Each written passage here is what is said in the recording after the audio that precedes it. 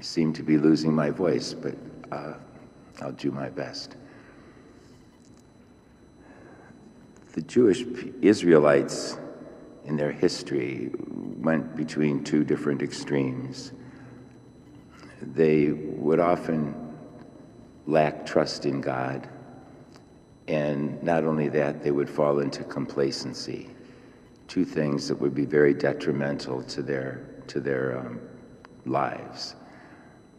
And we see in the reading from Samuel that two of the priests, Phineas and Hophni, were Eli's sons, and they were priests. The Philistines were going to attack them, and they were so presumptuous, they thought, we'll take the Ark of the Covenant, which represented the presence of God to them, and place the Ark of the Covenant in the front line of battle, and certainly God will save us, conquer our enemy.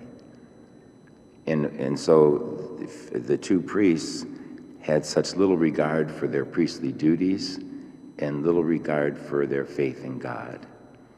And they're putting their Ark of the Covenant almost like a charm piece, a lucky charm.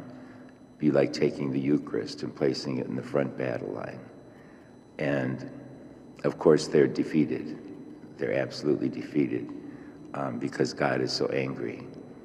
And what they were not doing, and later on in the book of Samuel it says that the Lord would send a priest who had the mind and the heart of God as central in his life.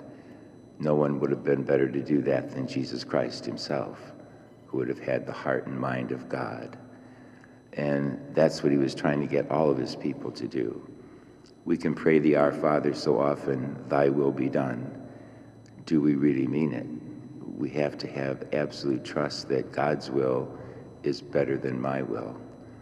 I know I often do that in prayer. I can go on with all these things I'm asking God to do for me. And then I have to stop and say, wait a minute, Lord. Maybe what I'm asking isn't the way you want it. And so I'll accept your will. And that's difficult. It's difficult to do because we would like God to just change things. But God is not a God who we can manipulate. God is a God who loves us absolutely and is with us always. He knows all of our needs, and he helps us get through the good times and the bad times. And so we have to have that kind of trust. We can't become complacent like the people in the scriptures did today. When Jesus cured the man of his leprosy, and he went out and he told him not to tell anybody, but he went out and told the whole world, everybody he saw. And then Jesus went away hiding because he was sure that they were going to come and take him away because they thought he would cure everybody's illness, he would defeat their enemies, he would make everything perfect for them as a people. And Jesus was coming to change their interior. The two priests from the book of Samuel lost their interior spiritual life. They were not thinking about God as they should have. And we have to be careful to do that too, to hang on to our interior love for God, our interior trust in God, our interior need for him to help us to avoid evil and to do good. All those things are so important. So the scriptures just unfold for us the mind and heart of God.